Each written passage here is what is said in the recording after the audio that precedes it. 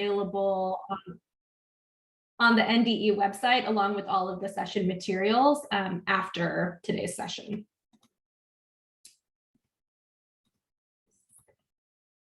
Okay, some quick reintroductions. My name is Namisha Thakur. I'm an academics director with TNTP. Super excited to be engaging in this work with all of you folks today. My background is in literacy, so all the humanities, ELA, social studies, I love all of it. So I'm super excited to talk about ELA assignments today. And I'll pass it off to Liz. Hi, everyone. I'm excited to see you again. My name is Liz Melia. I'm a partner with TNTP, and my background is in leading curriculum and instruction for a network of schools. But leading up to that, I was the math director for a network of schools. So today, when we focus on either ELA or math, I'll be taking us through all of our math content. And I'll pass it over to Nadia. Good morning, everyone. My name is Nadia Nibs, and it's actually my first time joining the call. So I'm really excited to see these faces via Zoom. My role with TNTP, I'm a senior manager of academics, and so I'm supporting a lot of academic contracts in the Midwest region. That's my focus area, my specialty. I've been in education for about 10 years and taught high school literature. I'm a book nerd. I'm really excited. I also used to coach math teams. So for the math breakout room, I'll actually be joining you all today, which I'm really excited about. And I'm going to pass things over to Senya. Hi, everyone. Good morning. My name is Senia Salman. I'm very excited to be here. I was here the last time, but I joined late. So a little bit about myself. I am a former educator and a former math instructional coach. And now I'm here with TNTP as a manager, joining in projects like this. So very excited to be here and just to embark in this journey with all of you. All right, let's dive in. Senya is going to be sharing in the chat a link to a note catcher for today's session. This note catcher has links to everything else that you will need throughout the session. So when you see that link, go ahead and keep that note catcher open. We'll be referencing materials from it throughout the session. So last month in November, we started laying the foundation for acceleration and started clarifying some of our vision and goals around acceleration for this year. Today, we're going to dive into a particular aspect of that, grade level assignments as a foundational part of acceleration. And I'm going to pick on Adrienne because I remember her name and we were just chatting. But Adrienne, would you mind coming off of mute and reading our objectives for today? Okay, to internalize the critical role of grade level assignments in advancing equity for all students, practice analyzing assignments for quality and rigor using a transferable tool, and generate an action plan to collect assignments and student work to audit for grade level rigor. Thank you. So just as a quick reminder of one of our takeaways in November, we talked about how access to a certain set of resources can greatly influence student outcomes in our schools and also influence whether or not our efforts to support learning acceleration are successful. One of those resources is grade level assignments. So we talked about how access to grade level work is a necessary prerequisite to learning acceleration. So to be clear, we can't successfully accelerate student learning without making sure that first and foremost, they are learning grade level things, that they are working on grade level assignments. So that's what we're really going to be digging into today. And today's session will then set us up for January. So after today, we're going to be asking all of you to, in January, when you're back in your schools, collecting some samples of student work and some assignments. And we'll bring that back together in January to do sort of a mini audit, just to get a better sense of like, what is the actual work that kids in our schools are engaging with day to day. All right, let's talk about our opening question. How do you know if students are working on grade level assignments? What do you look for? And where do you think you might have some blind spots? We're going to give you a little bit of time in breakout rooms just to chat about this. And then we'll come back together and have a few folks share out whole group. So Senya, whenever you're ready, if you could send us to breakout rooms for 5 minutes.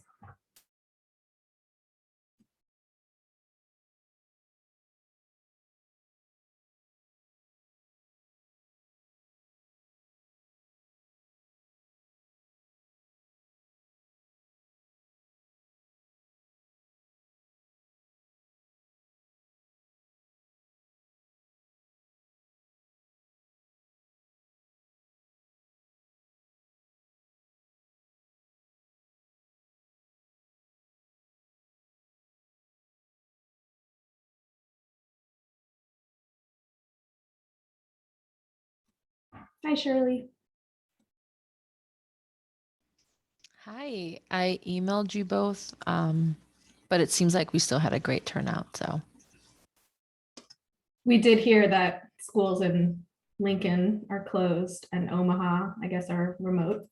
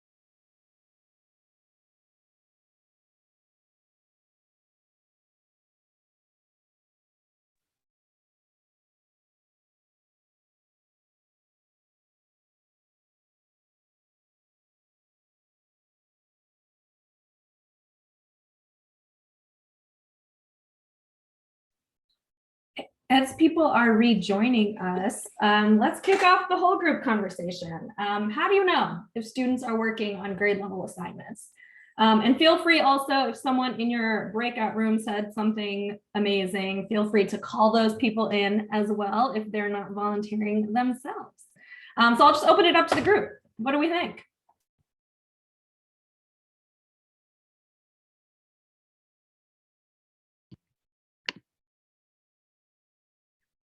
One of the things that we were talking about in our group is number one, that they have like the viable curriculum in front of them, that the resources that are provided that have been tested and validated are being used, and that the students are the ones that are doing the work, that the teacher is not the one that's doing the work for the students.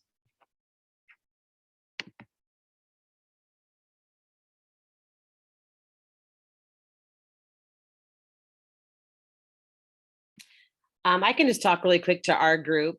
We also talked about, several of us were from OPS. So we talked about how our district does a great job of kind of having those assignments already aligned that go along with our grade level curriculums. So when we go into classrooms, we should be seeing those in students' hands.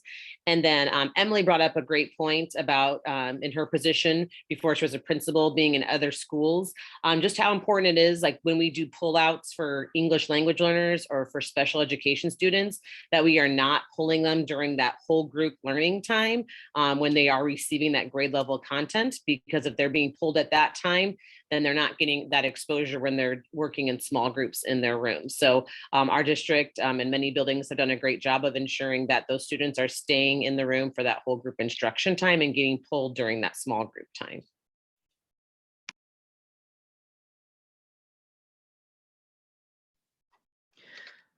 Our group was talking about looking at the standard and like our teachers, my teachers have to write the outcome on the board and kind of focusing in on that verb level. And so what students are doing, if it coincides with what the standard or outcome is, that's a, you know, indicator of if they're working on grade level assignments.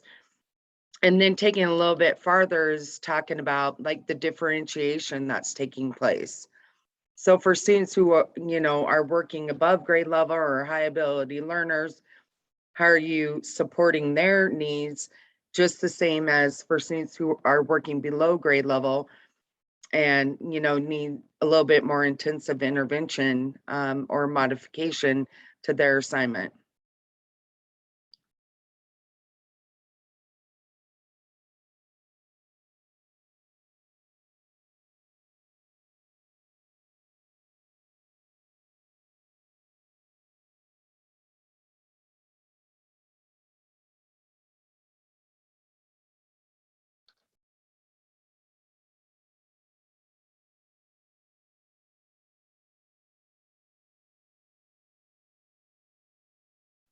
Let's get one more voice in the space.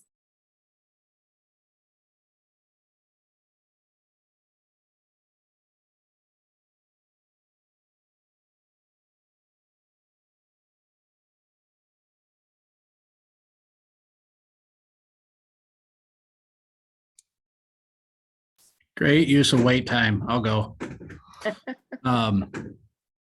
I thought, you know, as I go into rooms, I may not have a full grasp of the grade level standards of the course that I might be walking into. So I'm also gonna watch for kind of levels of maybe within Bloom's taxonomy. And what the teacher is asking of the students.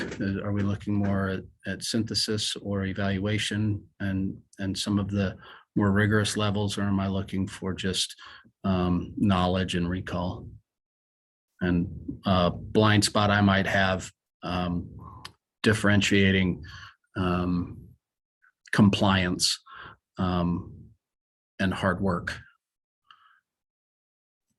Interesting. Thank you so much for sharing. Glad I held out for that response. Yeah, because sometimes we think if kids are all like on task, like they must be doing the rigorous work, right? But that's not always the case. Thanks for naming that. All right, thank you for sharing. We're gonna just try an exercise to kind of kick off our practice. So in your note catcher document, and Senya, Nadia, or Liz, can you reshare the link to that in the chat just in case anyone needs it? In your note catcher document, you have links to 2 different assignment samples, one for 4th grade ELA and one for 4th grade math. Select one of these assignments to take a look at based on whichever content you're more comfortable with. And then skim through the assignment and just determine for yourself if you think this is a grade level appropriate assignment. Just leverage your own gut instincts and prior knowledge and don't overthink it. And then whenever you're ready, once you've picked an assignment and looked through it, go ahead and join one of the opt-in breakout rooms that Senya is setting up. There's going to be a bunch of ELA rooms and a bunch of math rooms. So just join one based on whichever assignment you picked. If there are already 5 people in a breakout room, we'll ask that you just join a different one so that we can keep the conversations tight. So 2 things you're doing right now. Picking and reviewing an assignment, and then joining a breakout room to discuss whether you think that ELA or math assignment is grade level appropriate. We'll take about 7 minutes for that, and then we'll come back whole group.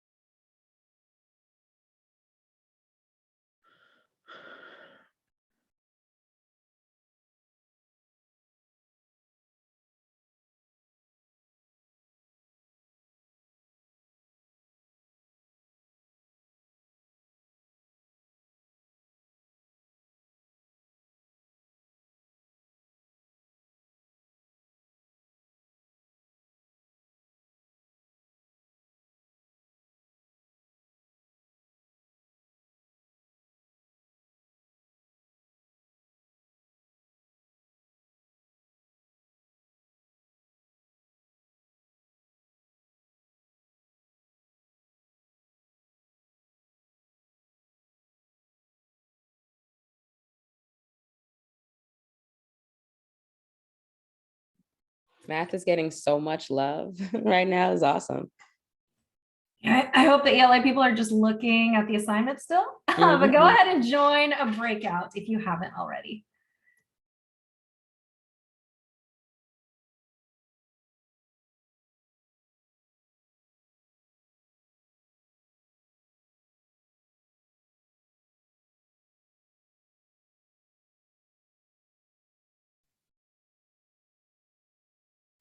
I'm sorry, how do we join a breakout room? If you click, you should have a little like breakout icon. If you click that, you should just see a bunch of rooms available, and there should be like a join button. If you don't see that, let us know. We can manually assign you. Oh, I see. I just had to make my screen bigger. Thank you. No problem.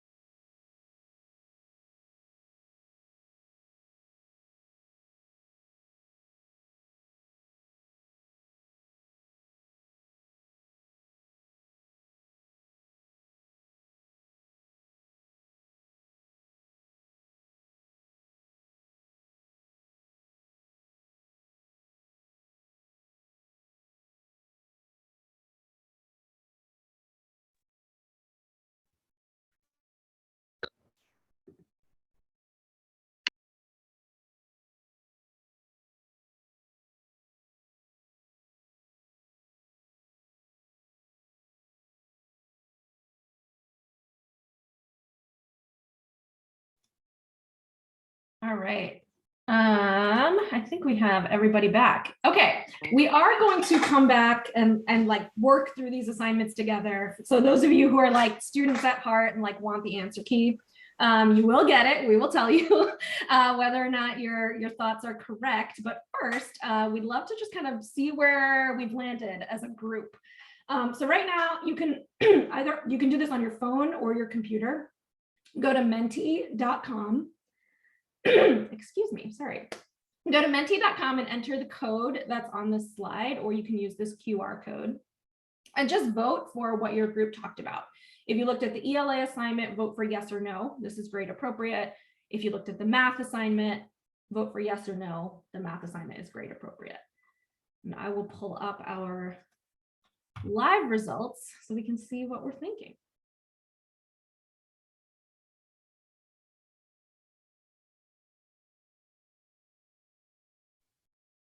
Can you read the code, please?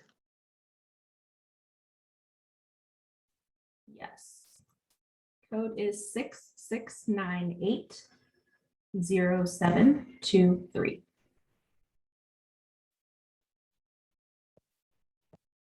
Thank you.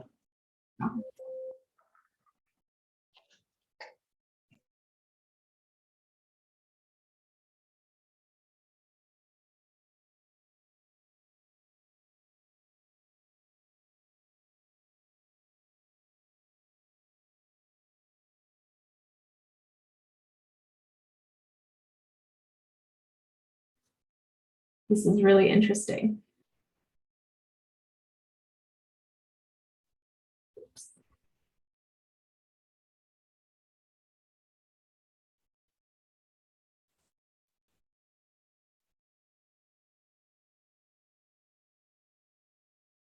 All right, so we have an interesting balance so far, at least, of people who think, for both ELA and math, people who think it is grade appropriate versus not. So we're gonna now dive into looking at the protocol that you reviewed for your pre-work, and then looking at these assignments through that protocol to figure out if these assignments are actually grade level appropriate. And with that, I will pass it off to Liz. All right, so like Namisha said, we're now going to dive into what will be the focus of today's session, which is the math and ELA protocol that you'll be able to use to ensure students in your schools are getting access to grade level and worthwhile assignments. So to make the most of our time today, we're actually going to split into two pathways, and you'll get to pick which one you join. So you will join either ELA or math and focus just on the tool and assignments in that one content area for today. We will record both pathways, and we'll send out those recordings and all the materials for both ELA and math after the session. So if you join math today, but you also really want to learn about the ELA tool and look at the ELA assignments, that'll be really easy for you to do on your own afterwards when we send all of that out. So you'll get to pick which one you want to join. Think about your own school context, priorities, and goals, what's maybe most relevant to your role. We'll give you a minute to think about that. If you'd like to join the math pathway, you're going to join a breakout room. And everyone doing math will just come to that breakout room with me. And if you'd like to do ELA, you can just stay in the main room and we'll do the ELA tool in the main room. So Senya is going to go ahead and open up that breakout room, and we'll give you guys just about 30 seconds or a minute to think about it and join whichever pathway you want to focus on today.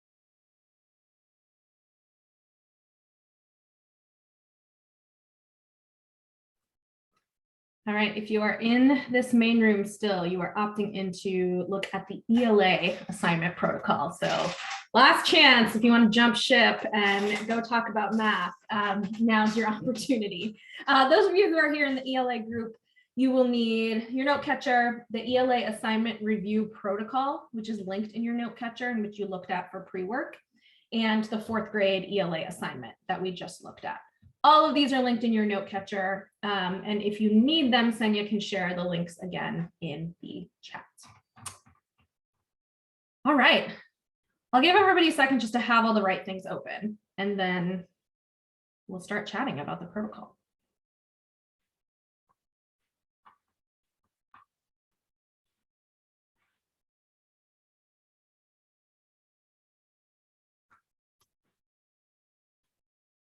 All right, so just a quick note before we start talking about the pieces of the protocol.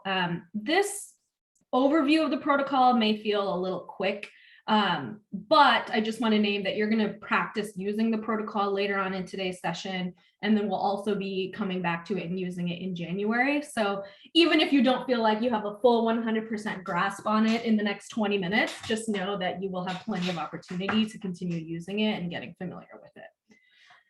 So to start off, before we kind of practice using the tool, I want to just orient all of us to what this tool looks like and does. So the ELA assignment review protocol gives us sort of an objective and consistent way to answer this question. Does this task give students the opportunity to meaningfully engage in worthwhile and grade level content? There's 4 sections to the tool, and the math tool looks very similar, by the way. These same 4 sections exist on the math tool. Content, practices, relevance, and then student performance. For today, we're only really going to zoom in on the first 3 domains, content, practices, and relevance. We'll look more deeply at the student performance part when we actually have authentic student work samples from your schools to look at in January. So we're just looking at the content, practices, and relevance today. On the protocol, each of these domains is worth up to 2 points. So for a total of 6 points. For an ELA assignment to be considered overall grade level appropriate, it should score at least 4 out of the total 6 points across the 3 domains. So they could get 2 in one and like a rate 1 on the other 2 domains and still be considered generally grade level appropriate. So the 3 domains are content, which helps us determine what students are working on, practices, which helps us determine how students are engaging with that content, and then relevance, which helps us determine, is this work meaningful beyond the lesson in the class, and are students able to make that connection? So let's take this sort of domain by domain. We'll start with the content piece.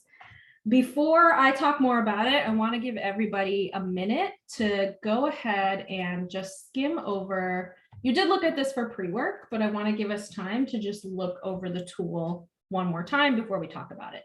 So take a minute to just read through domain A, content, which is on page 1, and then a little bit onto page 2.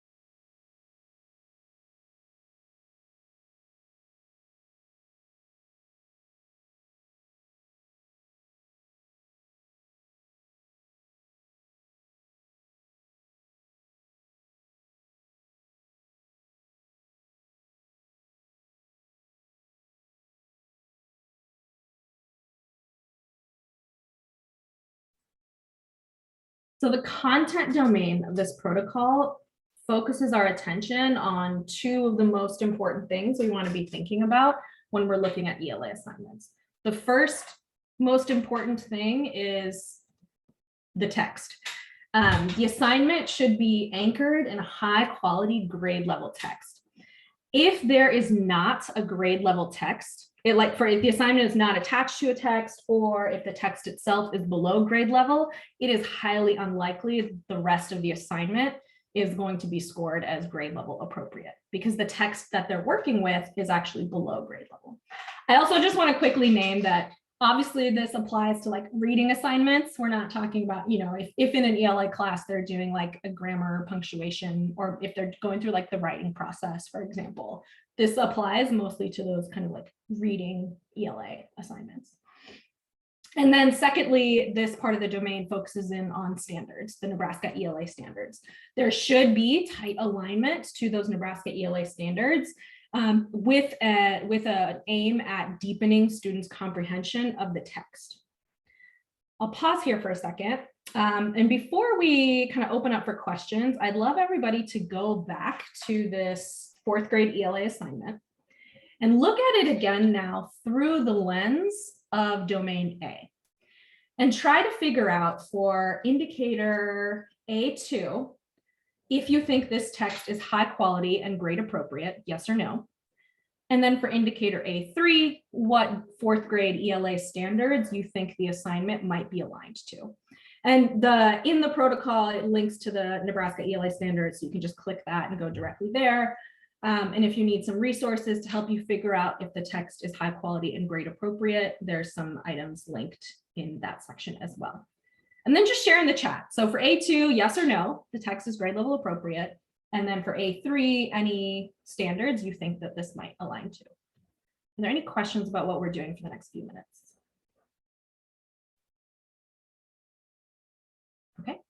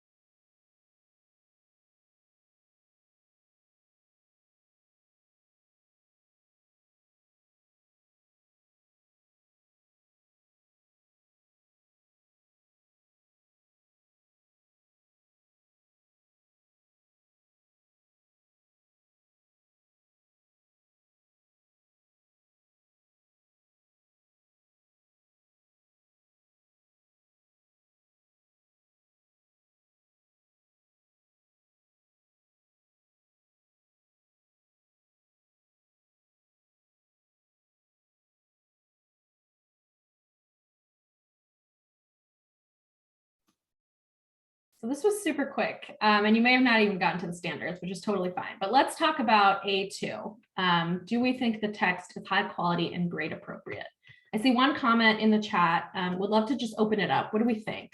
Taking a look at this text through these indicators, what do we think?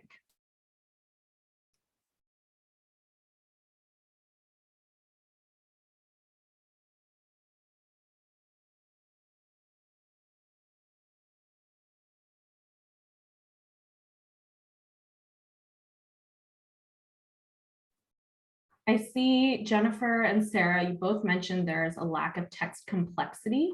That is correct. Would one of you mind coming off of mute and just sharing like which features of text complexity do you feel like are missing here?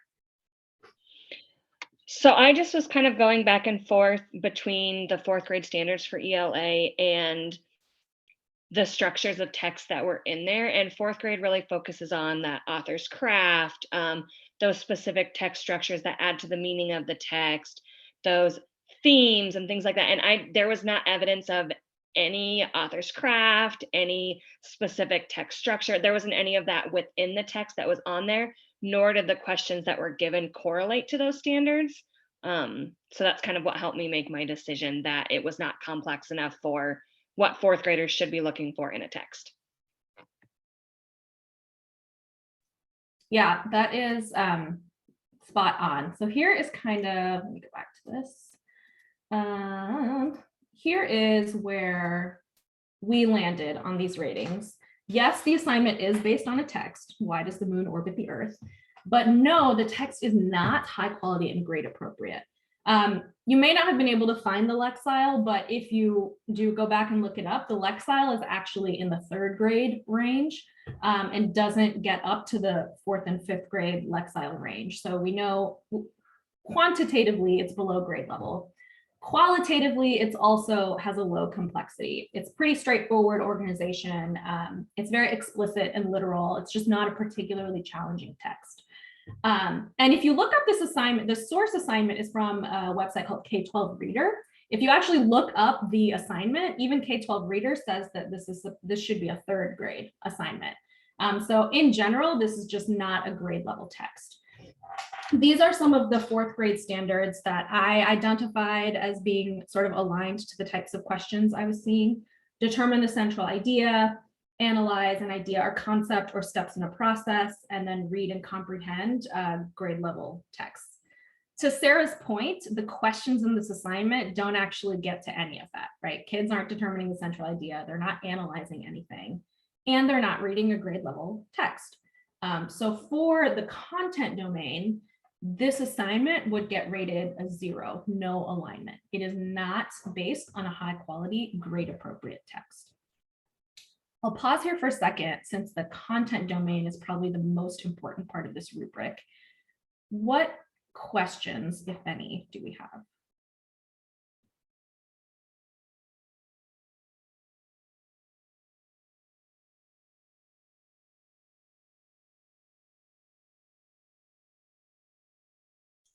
Okay, let's move right along to the practices section then. So this is the 2nd domain, domain B, and this helps us kind of figure out how are students engaging with that content that we just identified. So again, before we talk about it, let's take 30 seconds to a minute to just skim over domain B, the literacy practices section of the rubric, and then we will chat about it.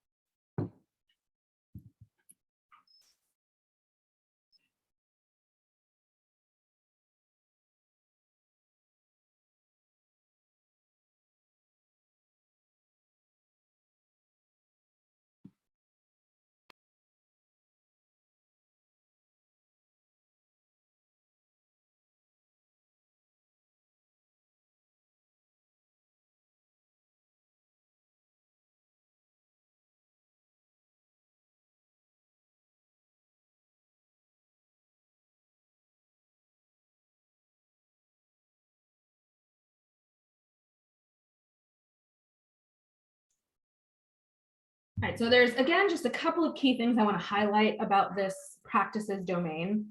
Again, we want to think about, does the task, the questions, reach the depth of the Nebraska ELA standards? And then does the assignment require students to apply what they're gathering from the text? So do the questions actually tell you as the teacher whether students are understanding the text, or could they potentially answer these questions without maybe having ever read the text?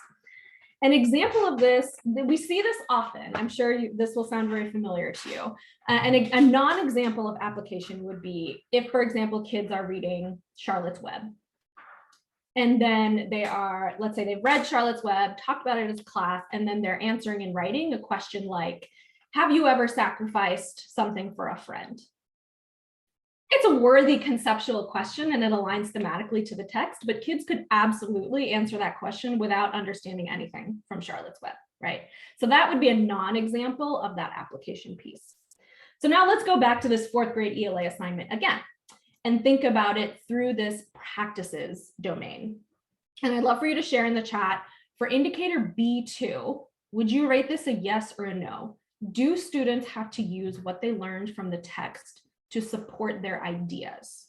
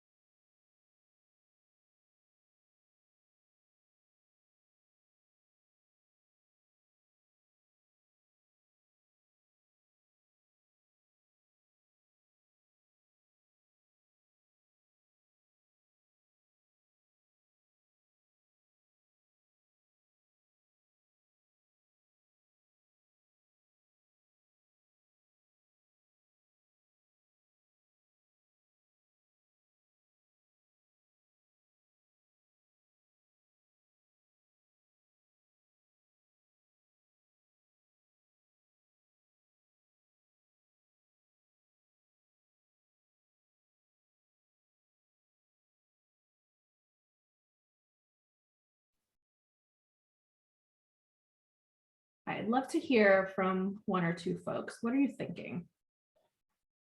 How would you rate this assignment on indicator B2?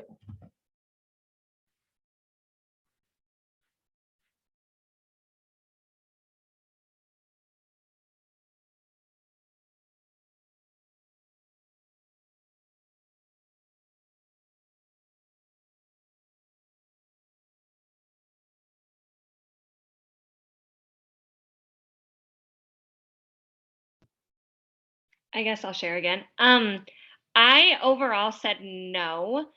Questions 1 through 3, they are evidence-based out of the text, but there's no application to their own thinking and ideas. It's just finding content within the text and writing that answer down. And then when I looked at question 4, the idea of which moves faster, like your family car or the moon, I don't have to read that story to use some common sense knowledge to be able to try to answer that. And 5 was very generic. So pretty low level thinking and application, though some were connected to the text. So overall, I said no. Does anyone want to add to that or disagree?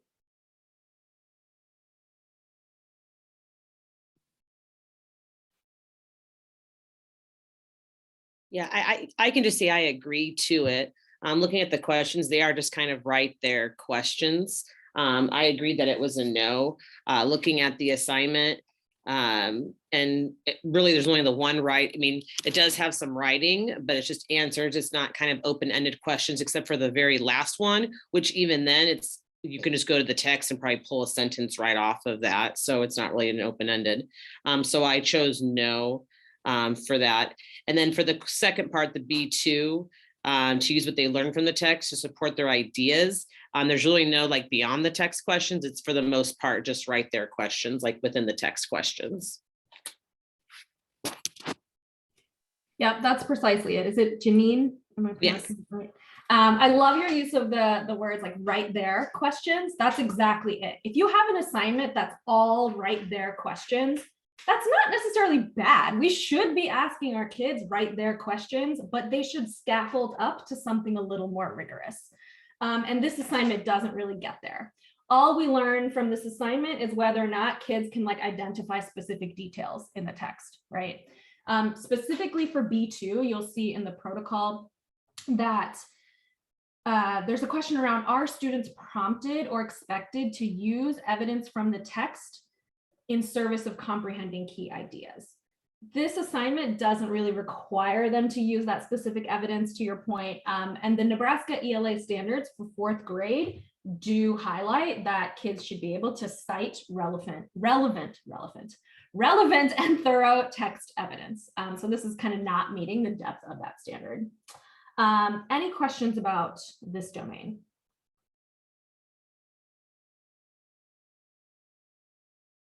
Okay, let's spend the last minute we have talking about the relevance domain. This one's probably the most straightforward and the one where you like don't necessarily need to feel like an ELA expert to think about this.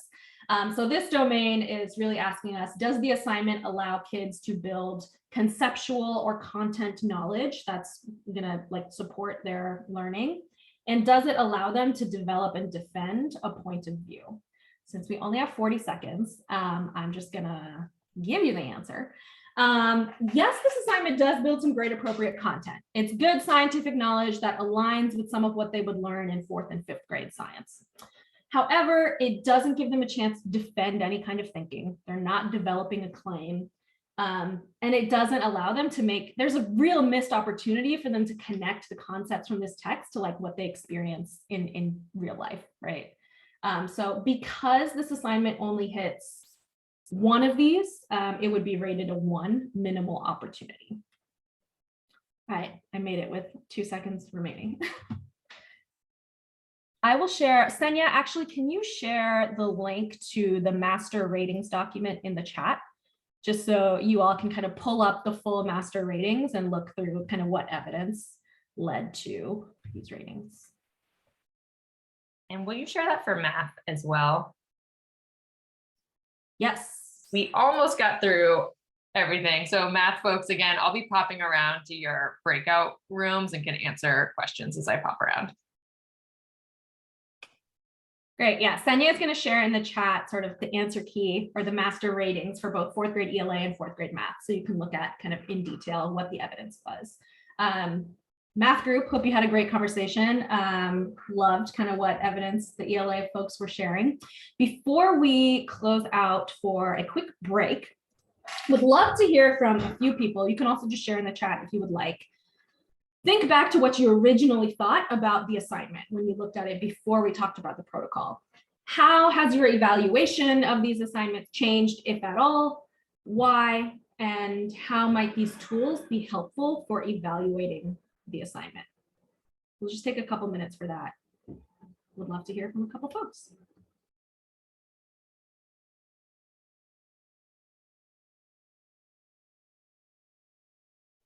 Did you want to hear about that in the chat or? Either one, but since you're off mute, Do feel free to go ahead and share. Okay, so I felt like I think it's a great tool for helping to evaluate the assignments. Just makes you kind of think about like it seems like a good worksheet at first, and then as you kind of narrow down the scope on the standards and whatnot, you actually kind of see that maybe it might not be the world's best example, but just an example nonetheless. So I think it's kind of a little eye-opening in that way.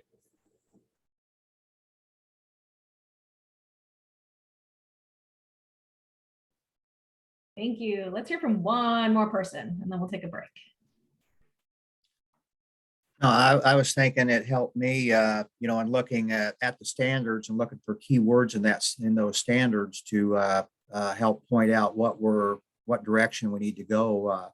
I did have a little trouble, defining that as fourth grade or whatever grade it might have been. And, I didn't really have a good answer for that. But, once we worked through this, looking at the standards, some of the first part, some of the Lexile numbers and things, I'd have to see what those numbers mean. I'd have to get a little more background with it, but that did help, point out where we should be, I think, as far as standards and grade level. Yeah, I love that. Thank you guys for sharing. We're going to take a 5-minute break, and then when we come back, we're going to jump into some practice. So you'll be with breakout rooms again and continuing to use this tool. So let's take a break, come back in 5 minutes, so 11:01, and we will dive right back in.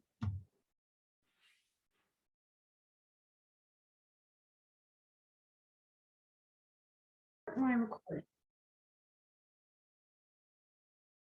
And let's go ahead and get set up for our practice. So we've done the first objective. We've internalized the critical role of grade level assignments, and now we're moving into practicing analyzing assignments for quality and rigor using this tool. So in the chat, Senya is sharing a link to a practice assignments folder. In that folder, you'll find one ELA and one math assignment for each division. So for elementary, for middle, and for high school. You'll see the fourth grade assignments in there as well, but those are the same ones that we just looked at together. You're going to be in breakout groups with other schools in your division.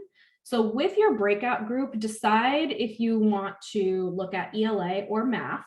And if you want to split into subgroups, like part of you look at ELA, part of you look at math, that's fine too. If you need us to move you into like different breakouts as a result of that, please just let us know. And then go through that practice together as a group. We recommend that you spend a couple of minutes, just everybody orienting themselves to the assignment independently, and then talk through the protocol domain by domain to figure out like, how would we rate this and what evidence do we have to support that rating?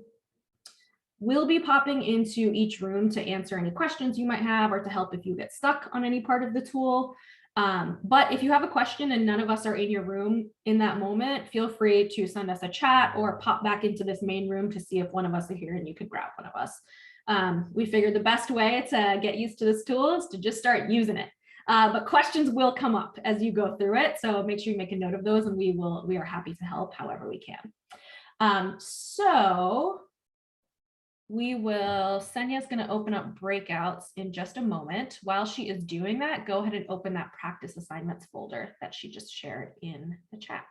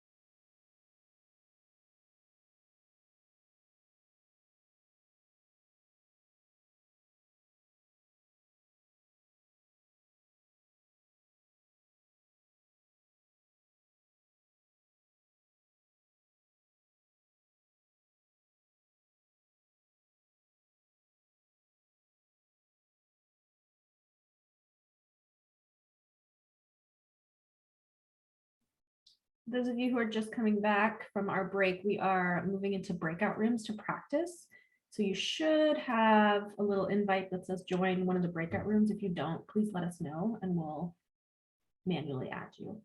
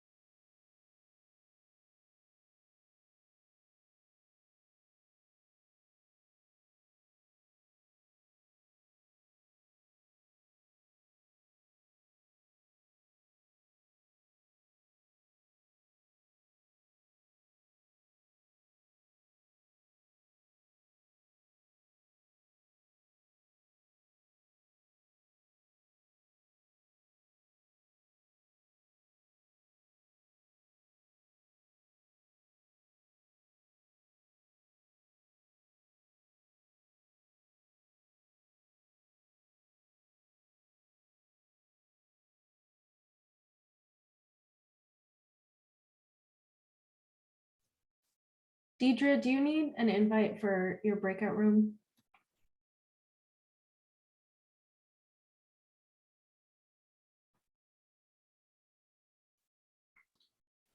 No, I just found it. It was buried. I'm Okay. good. No worries.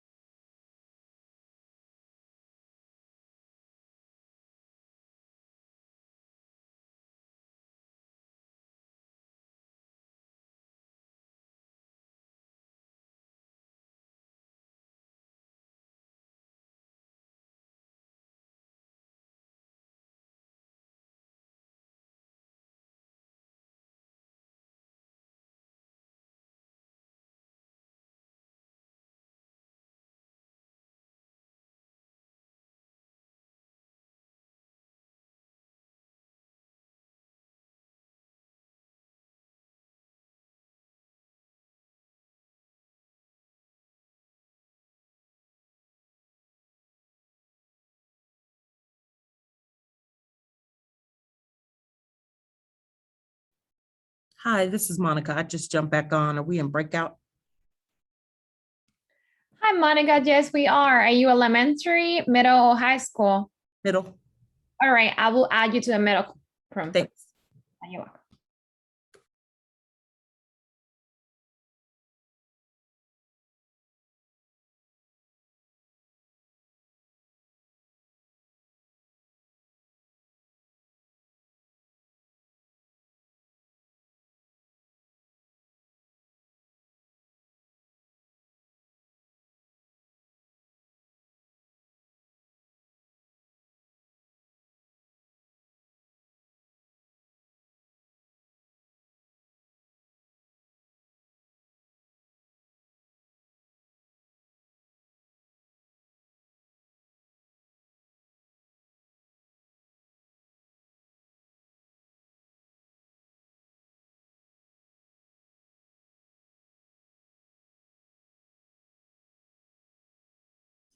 I'm back. Everyone's gone. Yes, Shirley, everyone's gone. Yeah.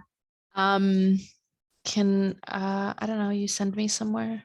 High school, middle, elementary. Let's go to middle school. Sounds good. Yeah, thank you.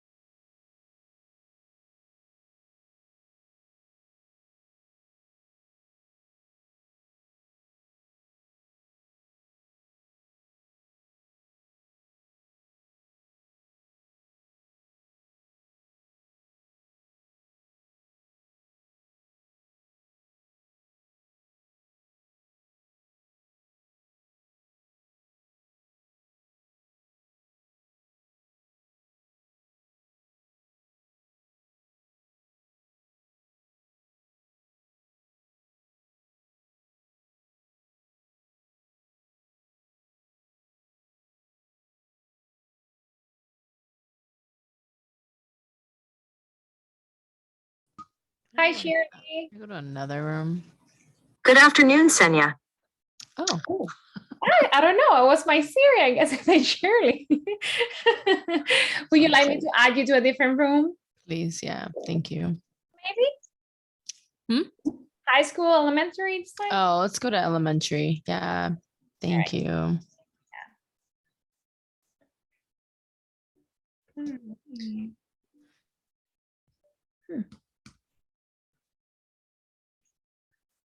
Okay, currently right here.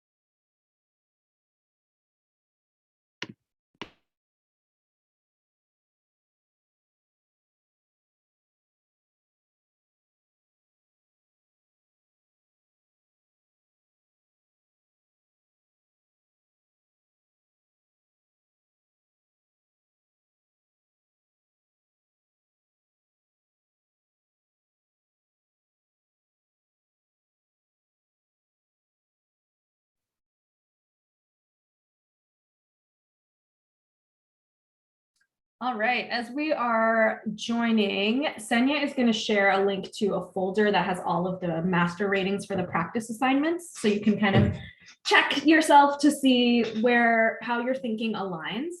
But would love to just spend the next couple minutes. Let's first take some independent reflection time around these questions. How did these tools push you to look at the assignments differently than you might have otherwise? What was challenging about this process or what was eye-opening about this process? And go ahead and just start sharing your reflections in the chat.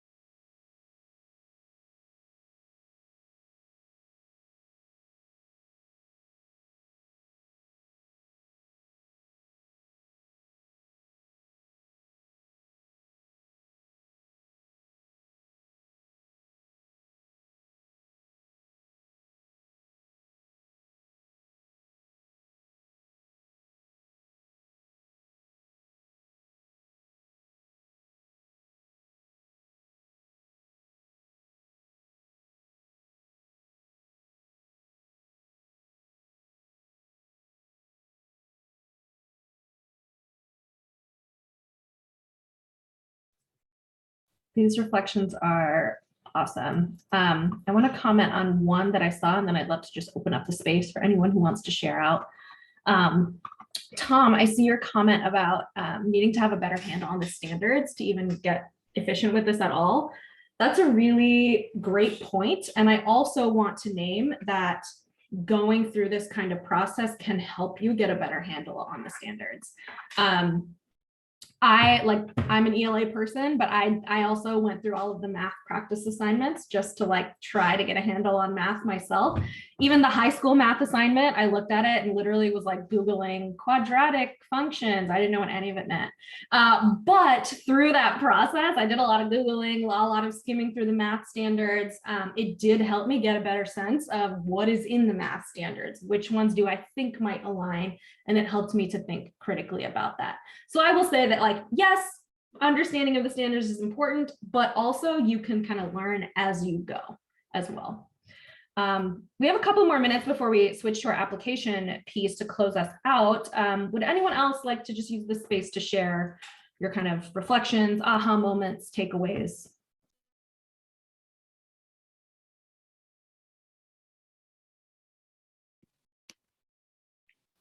Hi, I know I put it in the chat here. I just think that it's a great process when you think about I know for our particular school for CSI, one of our goals was about consistency amongst grade levels and amongst even classrooms within the same grade level, and what instruction looked like in each of those rooms, and making sure that all students are receiving high instruction. So I think even you said, going through this with a PLC or a grade level team to ensure that assignments do look the same in each room, and that all students at our school are receiving that same level of rigor and grade level assignments too. So that's what I kind of appreciated with this. And I've, even last year when we first started this process through TNTP, I've just seen that become a great consistency amongst our classrooms at our school, and we brought back some of that work. So so thank you for sharing. And yes, we always appreciate this here, and always are able to bring it back to our staff. So I love that.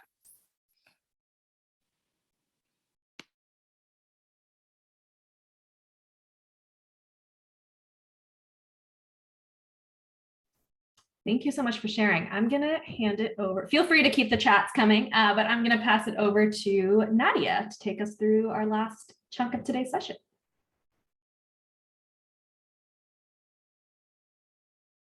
Awesome. So first, I just want to spot check. Can everybody see the slides? Okay, good. Awesome. So excited to be with you all today again. My name is Nadia. We've already breezed through our first two objectives around internalizing and practicing with this tool. And so now we're going to go into our last segment of time today, which is around actually applying this and generating an action plan for our upcoming work in January. So as Namisha mentioned at the beginning of the session, in January, you'll be conducting an assignment audit. Very exciting. Essentially, what that means for us is you'll be collecting samples of student work from core content areas to really just gain information about the grade level rigor that's happening in classes and that students are engaging in with their teachers. We do know that collecting student work samples, making asks of teachers is not a one size fits all thing. We know that different contexts have different needs. And so we didn't want to make any assumptions. And therefore, we really want to set aside time today for you all to create your action plans so that you have some of that time back after leaving the session and also get input from your learning community here today. Okay, so again, context really matters, and we understand that. And we also understand that schools are in different places when it comes to adopting curriculum. So, for example, if you're in a school context in which a lot of the work is teacher generated, and they're the ones writing those lesson plans, they're the ones making the assignments that are in front of students, making an ask like, hey, can I get 5 student work samples could feel a little bit personal. It's like, why do you want this? What are you looking at? Is this evaluative? And that can sometimes create like invulnerability or fear and in an unnecessary way. That can be very different though than if you're in a context where folks are using a curriculum that's already developed that I essentially just have to execute and use with my students. That ask could feel a lot less personal. So understanding that and keeping that in mind, we just wanted you to take a second right now. You don't have to share anything in the chat or come off mute, but just reflect to yourselves, what is your curricular context for your school? And what unique challenges might that present as you approach your teachers to ask them for student work samples?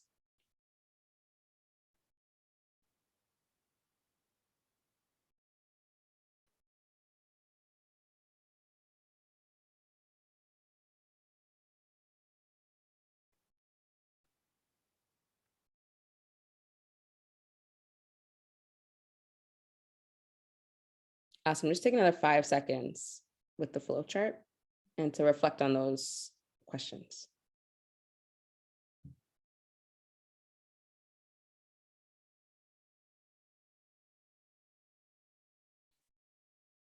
Okay, awesome. So with that, we want to make sure that we created some space to just work and generate and get things done.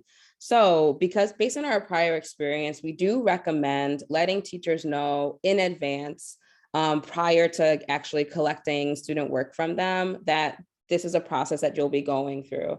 That creates enough space to give rationale, to help build understanding, to explain the why with teachers, and therefore create a feeling of safety and stability as they go through this process. Any kind of barriers could have potential to slow down the process and then make it challenging. Just add add one more challenge to collecting student work that you might need in order to engage in an audit. So with that, with our two outcomes for our work time today is going to be around actually crafting our communication plan and crafting the steps to execute and accomplish our outcome. When we think about communication planning, we have a couple of goals that we envision. First, creating a sense of safety with staff. Essentially making sure that folks have the information that they need in order to provide what you need and to engage in the assignment audit effectively in January. And of course, using communication that uses positive framing. So an example of that we've heard in the past is something along the lines of, oh, hey, we're collecting work to see what we can, improve on and what we need to prioritize as a school. versus we're collecting student work samples to see what we're already doing really well and capitalize on that and build on that. One, framing does feel a little more positive for folks and therefore could create a feeling of safety and a sense of safety as we're asking for collecting student work samples to engage in an audit.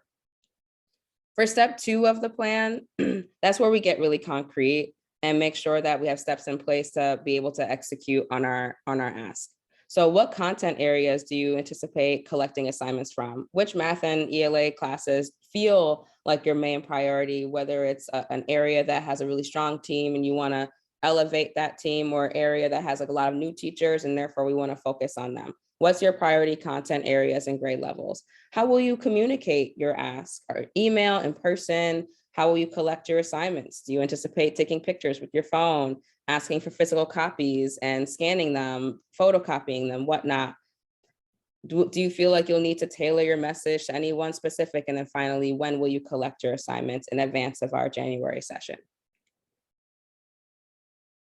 So for your work time, crafting communication and making your plan, Senya is going to make sure that we have access to our CSI cohort workbook where our plan will be happening, or where we'll be mapping it out. The communication plan doesn't have to be fully scripted. It can just be a series of bullet points. And for your work time, you can feel free to go off camera, mute yourself, whatever you need to do to be able to focus and really generate something. Because the goal is to leave here today with something so you don't feel like you have to do it on your on your time outside of the context of this call. Be prepared to share your communication plan after your breakout rooms, and we're excited to see what you develop. Are there any questions before you jump into your work time?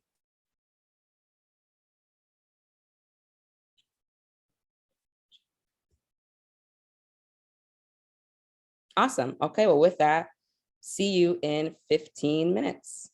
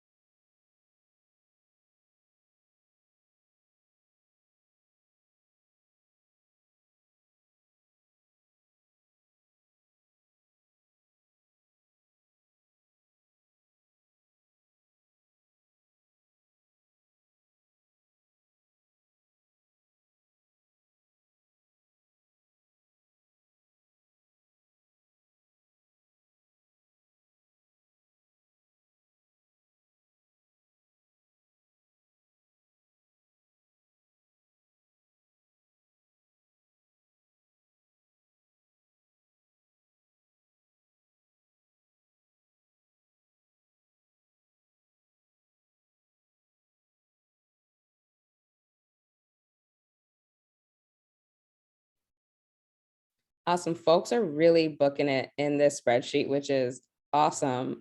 Just a quick push too, as you're thinking about what content areas you'll be collecting your work from, see if you can get specific.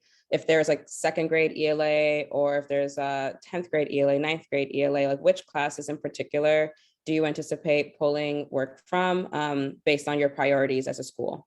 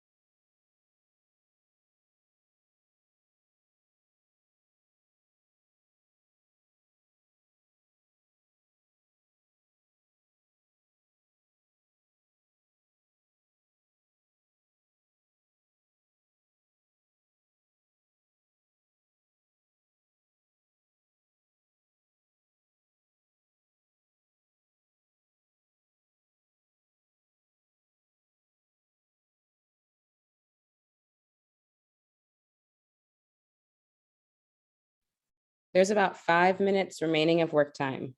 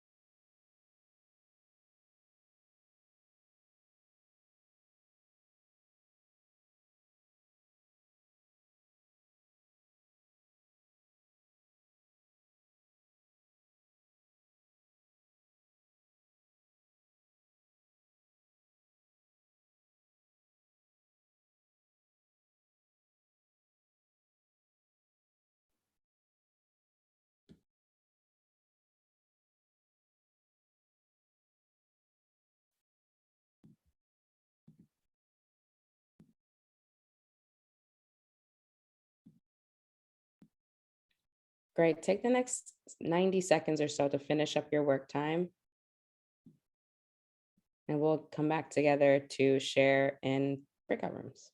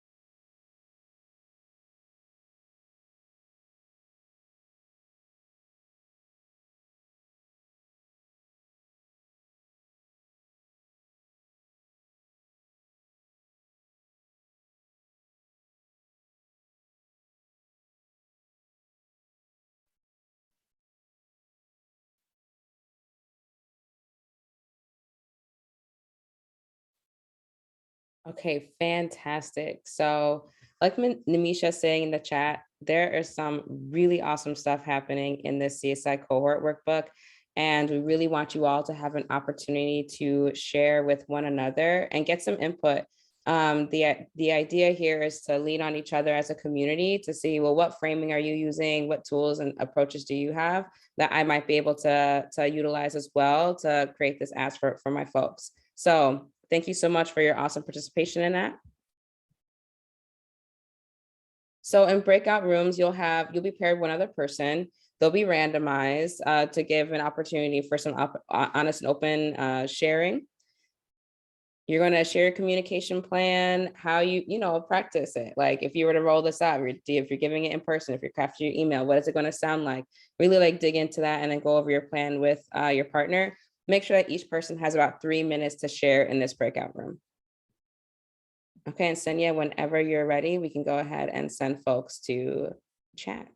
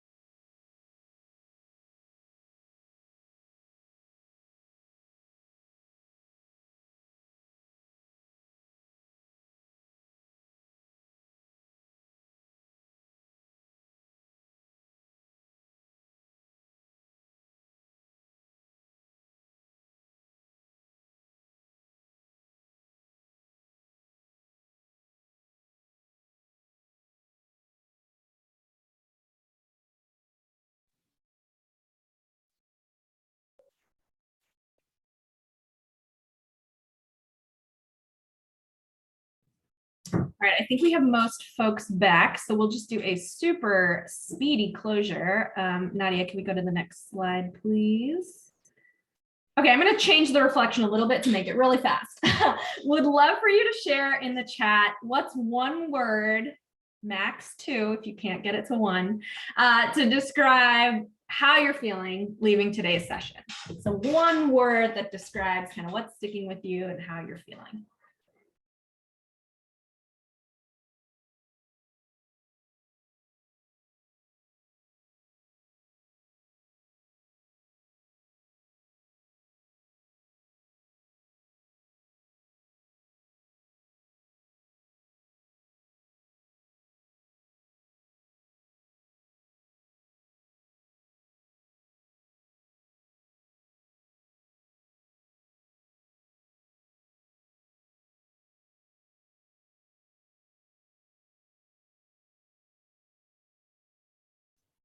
Love to see it. Inspired, motivated. I saw a lot of focused.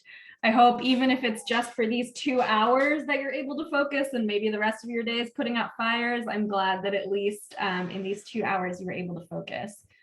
Also, if you're feeling stressed, you can say that. You don't have to say positive things if that's not how you're feeling. But hopefully you're leaving today with some key takeaways. Fine, there we go, love it. All right, can we go to the last slide, please? All right, so just another reminder, our pre-work for January, we're gonna ask you to collect at least 5 different assignments from one priority course and grade. So that's why Nadia pushed you to kind of identify a specific course in this application piece. And then for each of those assignments, collect at least 3 student work samples. Ideally, if you can get up to 6 samples for each assignment, that would be great, but minimum 3 would be fine. And these can be completely random. You don't necessarily have to look for like low, medium, high, or anything like that. The more random, the better sense of kind of just like an average assignment and work that we'll get. And then in these last 2 minutes, before you all hop off, we would love for you to complete our session survey. We so appreciate your feedback. We do really take it to heart. We talk about it as a team and specifically think about ways we can keep improving this experience for you. Thank you all so much for your time today. Once you filled out the survey, you're free to hop off. Enjoy the holidays, and we will see you all in the new year. Oh, great question. The next session is January 19th. So you just need to collect the assignments before that session. And they can be from next week or they can be from January, just sometime between now and January 19th.